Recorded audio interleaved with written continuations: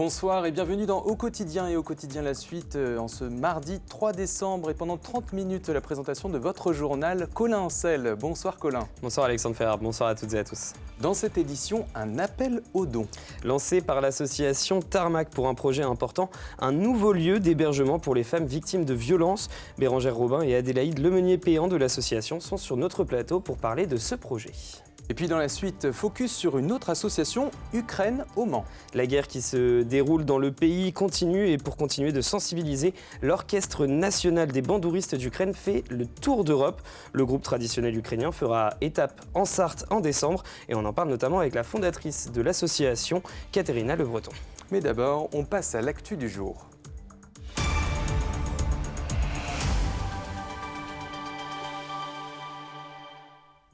Au sommaire de ce mardi 3 décembre, une manifestation à l'appel des universités.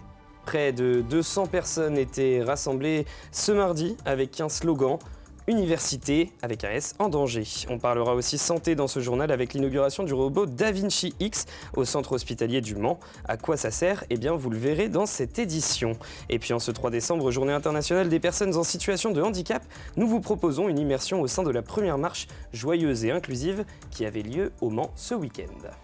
L'Université du Mans lance l'alerte sur sa situation financière, Colin. Opération Université en danger. Ils étaient près de 200 rassemblés devant la maison de l'université ce mardi midi dans le cadre d'un mouvement national. Le but, tirer la sonnette d'alarme sur une situation financière de plus en plus contrainte par les coupes budgétaires imposées par le gouvernement. Le reportage d'Anthony Piton.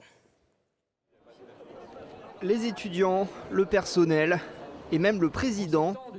Le Mans Université fait bloc pour dénoncer des coupes budgétaires et un fonctionnement qui se dégrade au détriment des étudiants. On a beaucoup de logiciels qui coûtent très cher et l'école n'a pas les moyens de se payer tous ces logiciels, notamment je pense à MATLAB et notamment pour le TOEIC, il y a une licence aussi qui est très chère pour pouvoir s'entraîner et là cette année on n'a pas accès à ces licences-là. Vives inquiétudes de la filière STAPS, les sciences et techniques des activités physiques et sportives. Pour ces étudiants, les conséquences de la situation financière de l'université pourraient même aller beaucoup plus loin. À partir de l'année prochaine, les étudiants en L1 vont plus que diminuer, ils vont passer à 175 plus les redoublants, ce qui veut dire qu'on sera à plus de la moitié des étudiants en STAPS en L1 qui diminuent. Mais ça c'est dans toute la France. Il va aussi y avoir du coup des coupes budgétaires, des TD qui vont être supprimés, un manque de professeurs. Car le Mans Université présente un déficit de près de 4 millions d'euros en 2024 et de grandes difficultés pour construire son budget 2025. Le président de l'université ne s'en cache pas. Il va falloir faire des économies. C'est effectivement réduction en termes de masse salariale, donc ça veut dire mettre notre activité en adéquation des ressources que l'on a. Donc ajuster, faire effectivement des campagnes d'emploi moins importantes par rapport aux enseignants et aussi aux personnels administratifs et techniques. Et après, par rapport aussi en adéquation au niveau de nos formations, c'est peut-être revoir aussi nos capacités d'accueil, peut-être sur certaines formations. Parce qu'il est vrai que par rapport à, encore une fois, nos capacités à former, on va être obligé aussi d'adapter, le nombre d'étudiants. Même s'il ne connaît pas encore son futur interlocuteur, le président de l'université entend bien continuer de se mobiliser pour demander plus de moyens. Les syndicats des retraités réclament une revalorisation des pensions. Et oui, ce mardi, après l'appel national de 7 organisations syndicales des retraités, une centaine de personnes se sont rassemblées devant la préfecture du Mans. Les organisations de retraités réclament notamment l'indexation des pensions sur l'inflation, ainsi qu'un rattrapage des pertes subies depuis 2017. Selon l'intersyndicale, depuis janvier 2017, les retraités ont perdu l'équivalent de plus de 3 mois de pension. Un membre du syndicat CGT nous fait part de ses inquiétudes sur place. On l'écoute. Il y a des postiers et même télécommunicants qui sont avec des pensions inférieures à 1 000 € par mois. Donc ce que la CGT réclame, c'est les 300 € d'augmentation pour tous immédiatement.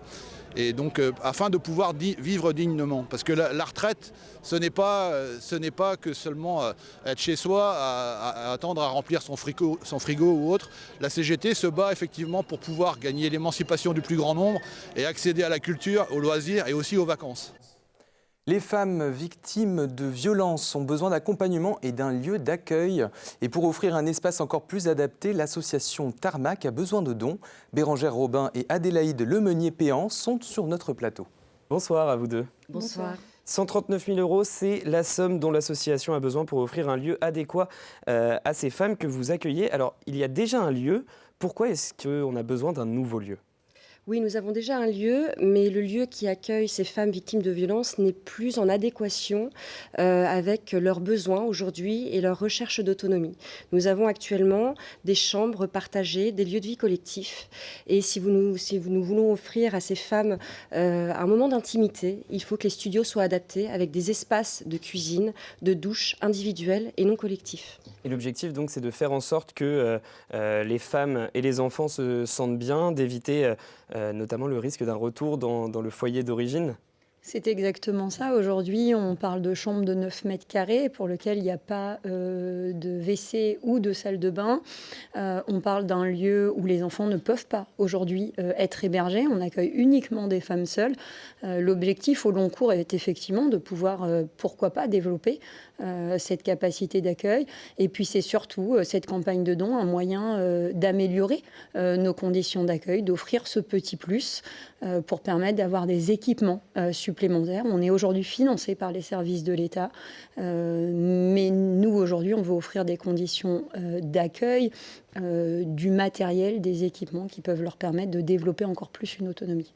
Alors je le rappelle, une petite parenthèse pendant cet invité, c'est que si vous êtes victime ou témoin de victime, il y a un numéro national, le 3919 pour les violences. Donc c'est le numéro national de référence pour l'écoute et l'orientation des femmes victimes de violences. Alors je vais revenir donc du coup sur cette idée de projet. Depuis quand est-ce que vous avez cette idée de projet de lieu d'accueil ? Alors ce sujet est en réflexion depuis environ 6 mois. On l'a structuré, réfléchi, envisagé et on a actuellement le soutien financier de l'État, bien sûr, mais il nous faut du plus, donc tout ce qui est électroménager, etc., qui doit être absorbé par l'association. Aujourd'hui, on a des budgets qui sont restreints et on part également du principe que les Sarthois ont le droit aussi de participer à un projet à fort impact et le veulent également. Dès qu'on lance un projet de don ou de campagne de crowdfunding, ils sont assez friands. Donc c'est pour cela que vous lancez justement cet appel aux dons pour essayer de récolter ces 139 000 euros avec l'aide des Sarthois. Tout à fait. Ils ont le droit de mettre leur pierre à l'édifice. Je voulais également revenir sur les 10 studios donc de 15 mètres carrés avec les espaces partagés, les véhicules. Le but, c'est de promouvoir cette autonomie, c'est ça ?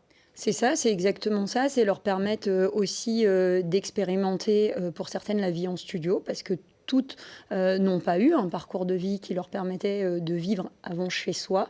Donc le studio, il sera adaptable. L'idée, c'est que la kitchenette soit pas forcément ouverte au démarrage et puis qu'elle s'ouvre.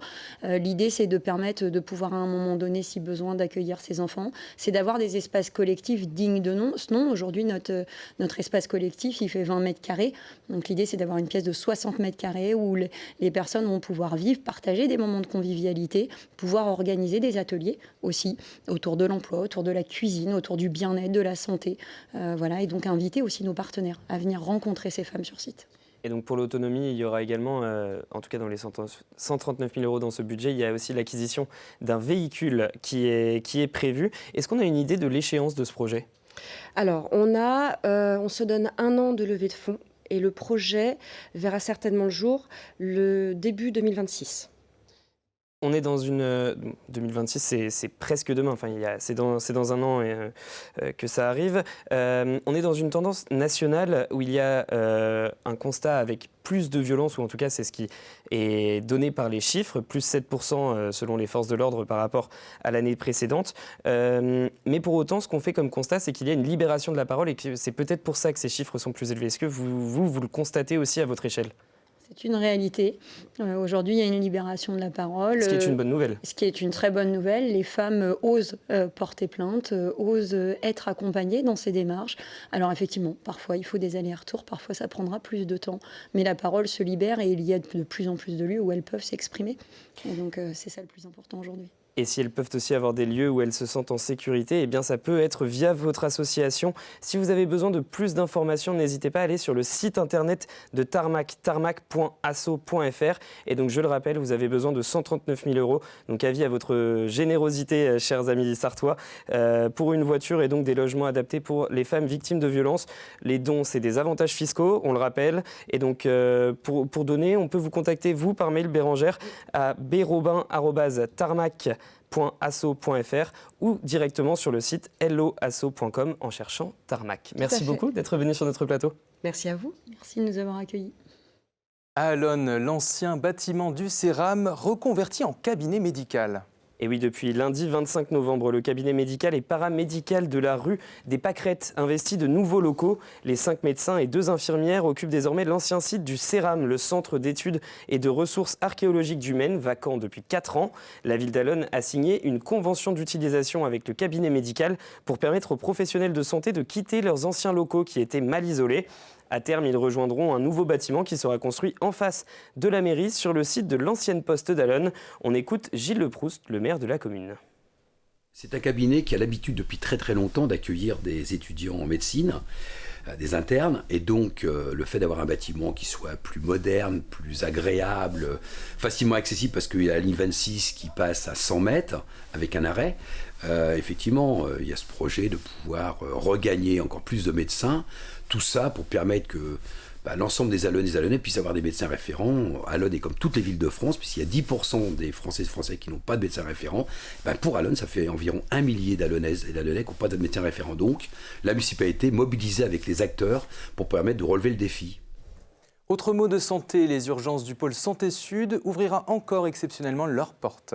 Et oui, depuis le mois d'octobre, les urgences du pôle Santé Sud ouvrent ponctuellement et ce sera encore le cas en décembre, de la nuit du vendredi 6 à celle du lundi 9 inclus, et puis dans la nuit du samedi 14 au dimanche 15 décembre.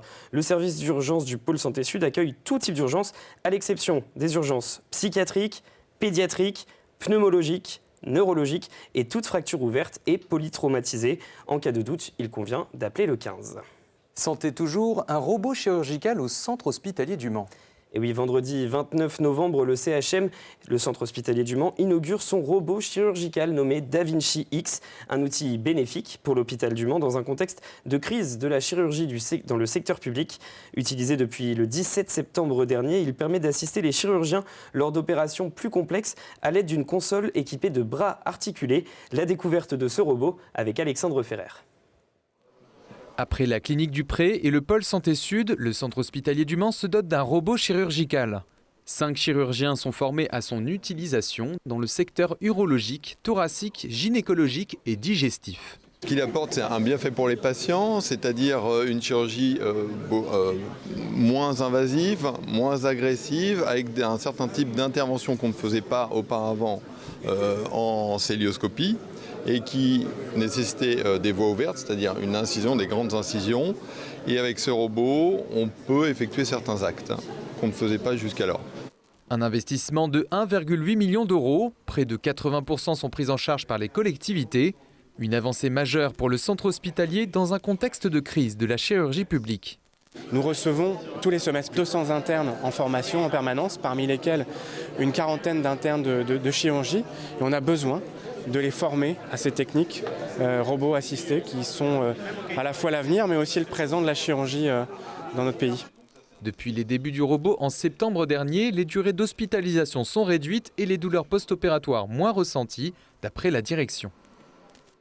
Nous sommes le mardi 3 décembre et c'est la journée internationale des personnes en situation de handicap, Colin. Et oui, et ce week-end avait lieu une première dans les rues du Mans, une marche joyeuse et inclusive mélangeant personnes en situation de handicap et personnes valides à l'initiative de l'association Les Étincelles 72. Une manière aussi de sensibiliser la population et les autorités à l'urgence de rendre nos villes plus accessibles. Laure Girard. La joie et les sourires partagés par une centaine de participants à cette toute première marche inclusive dans les rues du Mans ne doit pas faire oublier que les personnes porteuses de handicap n'ont pas encore accès à la même société que les valides. Que ce soit les rues, que ce soit les magasins, que ce soit tous les endroits en fait, qui accueillent le public. On n'y est pas encore ? On n'y est pas encore. Là par exemple, on est sur la place du jet d'eau, il y a des pavés partout. Là en fauteuil, c'est juste une horreur pour le dos par exemple. La grande roue, tout à l'heure, je la regardais de loin et j'avais juste envie d'y monter, mais c'est impossible. Il y a 4 marches pour monter déjà dans la nacelle, donc voilà. C'est partout où on va. Là, en ce moment, il y a des travaux sur la voie publique. Donc, du coup, les trottoirs ne sont pas accessibles pour les bus qui remplacent les trams qui sont en arrêt. On ne peut pas rentrer dans les bus puisque les rampes sont trop pentues et du coup, on ne peut pas passer. Des témoignages qui rappellent que la loi de 2005 n'a pas fait sa révolution attendue pour l'égalité des droits et des chances des personnes handicapées. On est 11 millions d'aidants. C'est énorme. Et 13 millions de personnes en situation de handicap en France. C'est énorme comme chiffre, 24 millions. Et c'est ça que je voudrais et qu'on voudrait tous, qu'on soit tous ensemble et qu'on soit tous égaux. Le chemin sera peut-être encore long. Les associations relèvent que seule la moitié des établissements recevant du public en France sont vraiment accessibles. On termine avec un mot de sport et de tirage au sort. Et oui, tirage au sort de Coupe de France en football. Le Mans SC jouera son 32e de finale sur la pelouse de Vierzon, pensionnaire de National 3, soit 2 divisions de moins que les Manceaux. La rencontre aura lieu le dimanche 22 décembre à 17h30, juste avant Noël. Et pour le MSB, le 8e de finale se jouera le 7 janvier sur le parquet de Tours ou de Levallois, deux clubs de National 1. C'est la fin de notre journal. On se retrouve dans la suite de Quotidien avec Katerina Le Breton, fondatrice et coprésidente de l'association Ukraine au Mans. On aborde la venue de l'Orchestre national des bandouristes d'Ukraine. Vous demandez certainement ce qu'est la bandoura. Eh bien, vous en saurez plus dans la suite de Quotidien après une courte page de pub et de météo. À tout de suite.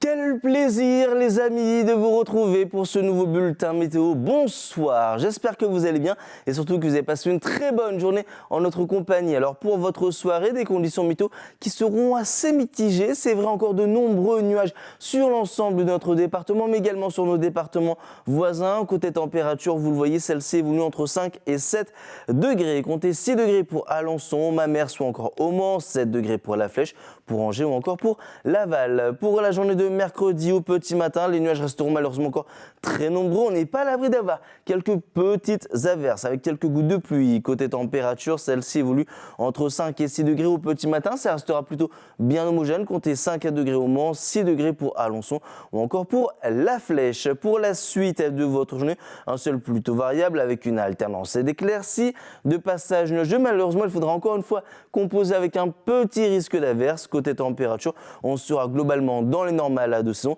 avec 8 à 9 degrés sur l'ensemble du territoire, 8 degrés pour Alençon ou encore à Mamers, 9 degrés au Mans, pour Laval ou encore pour Angers, 9 degrés également pour La Flèche ou encore du côté de Tours. Pour la journée de jeudi, malheureusement, on va retrouver les traces d'une perturbation un petit peu plus active avec de nombreux nuages, quelques gouttes de pluie. Côté température, vous le voyez, celles-ci vont remonter, comprises entre 13 et 15 degrés. Un mercure qui va repasser bien au-dessus des normales de saison. Comptez 14 degrés au Mans, jusqu'à 15 degrés pour Angers, ou encore du côté de Tours, et ça devrait se maintenir pour la journée de vendredi. Mais on affinera tout ça bien évidemment lors d'un prochain bulletin météo. En attendant, je vous souhaite de passer une excellente soirée. Je vous dis à très vite pour un nouveau bulletin météo.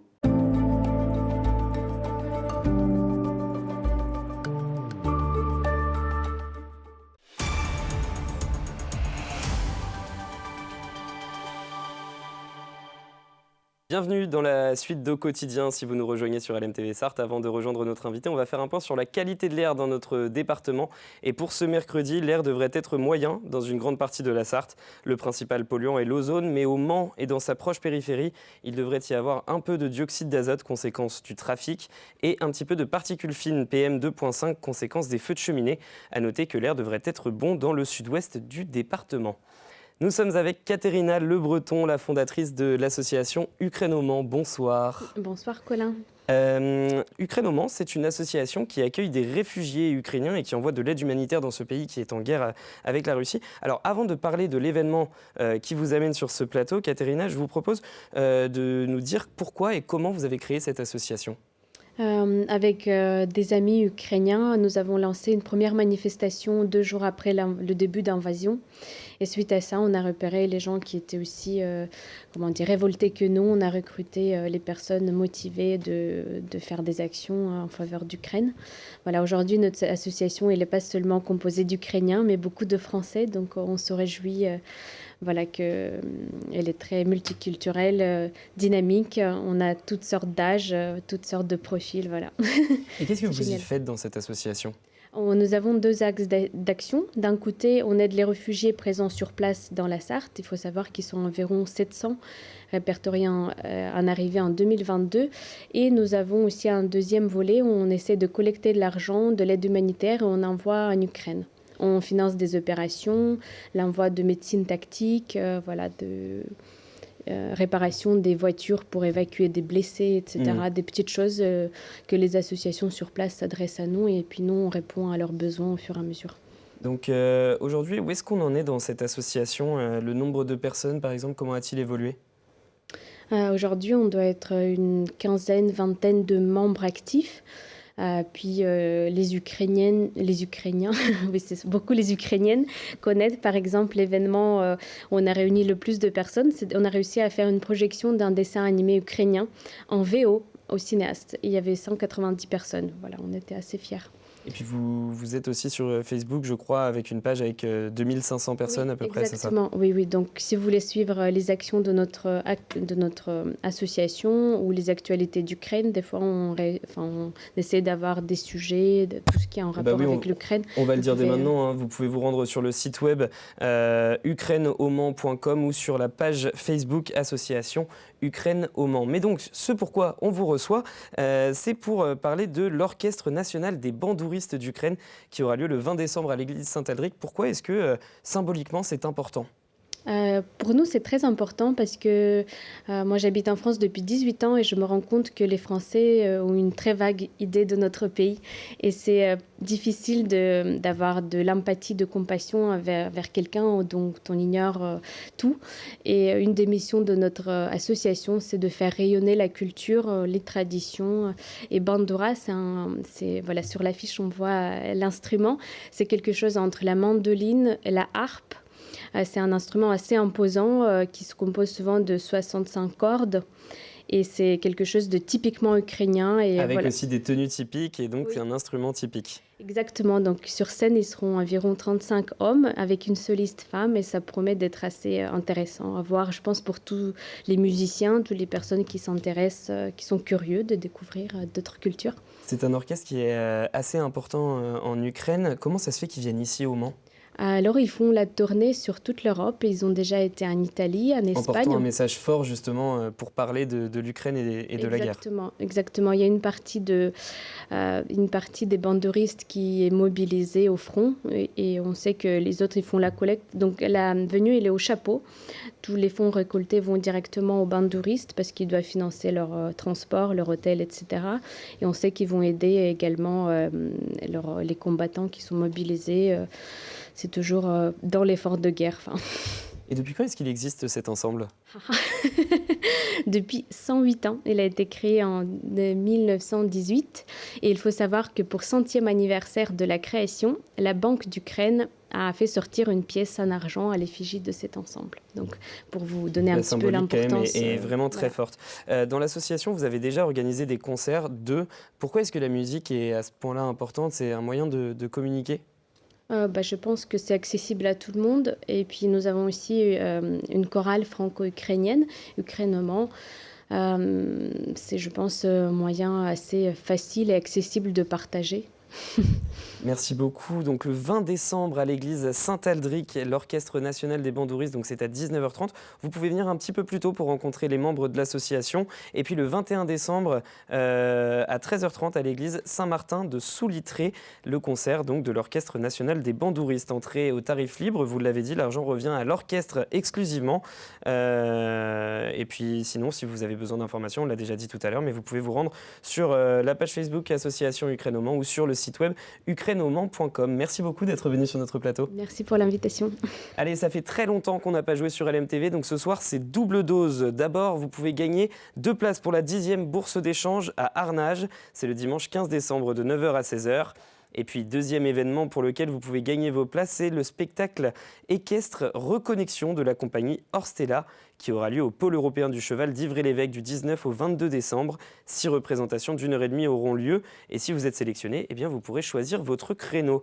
Pour ces 2 jeux, il vous suffit d'envoyer un mail à jeux@lmtv.fr avec vos noms, vos coordonnées et puis un petit mot gentil, ça fait toujours plaisir. C'est la fin de ce Au Quotidien. Demain, mercredi, nous recevons Jean-Claude Kerville de l'association Amis et riverains de Bénère qui a eu gain de cause contre les porteurs du projet de la zone commerciale Ikea Leclerc. On reviendra donc sur 9 ans de litige. À noter qu'une réunion publique est organisée ce mardi soir. Si vous ne vous y êtes pas rendu, eh bien rendez-vous ce mercredi dans Au Quotidien. Et puis dans la suite, on vous propose de découvrir ce livre, Le Mans d'antan, avec Daniel Levoyer. Il viendra donc nous en parler dans la suite d'Au Quotidien ce mercredi. Pour le programme de ce soir, enfin le programme à venir, on est mardi, c'est Plus belle ma Sarthe, l'émission de notre beau patrimoine sartois mise en lumière par Bruno Palmé. Et ce soir, direction Fillet, F-Y-E, avec notamment le jardin humoristique de Fernand Châtelain, où vous verrez de l'art brut. Découverte de ce lieu insolite dans quelques instants sur LMTV Sarthe. C'est la fin d'Au Quotidien, on se retrouve ce mercredi en direct à 18h30. Bonne soirée, salut.